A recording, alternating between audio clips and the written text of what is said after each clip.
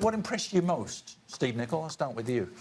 Which performance, which team, which player, perhaps? I'm not sure impressed would be the word, but the fact that Dortmund came back the way they did, you know, defensively they've definitely got some problems, they've got some issues, but going forward, they seem to be getting everything right, scoring plenty of goals. You got Schürrle, who has been disappointing since he went to Dortmund, but in the last, 3-4 weeks, he's really come onto a game. He's assisting, and he scored a great goal in this game. And of course, the biggest surprise of all has to be Batshuayi.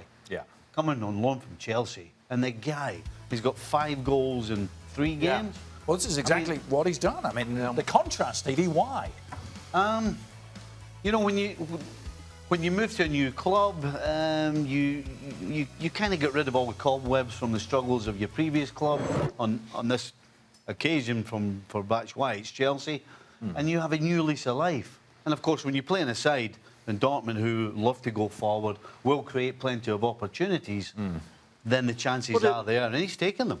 But his record wasn't too bad. I mean, 25 games and 10 goals. It's not and most of those appearances off the bench as well. Yeah, so, you know, it just didn't work out. I think Stevie's spot on. I think you get that new lease of life, you've got something to prove, and he had an absolutely breakout first game. It was terrific. We always hear this argument that, it's the Bundesliga, it's a step down from the Premier League, Ali. But really, is it?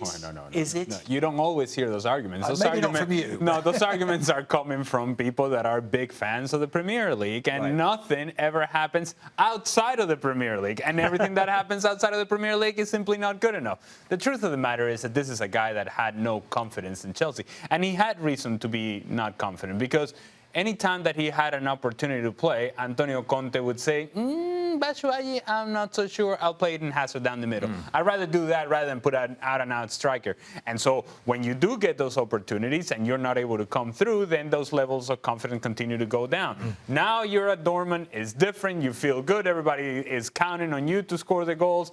You feel good about yourself. You're wearing SpongeBob SquarePants and Batman suits and all these other things. And they're all working, and it's all cute because you're scoring goals.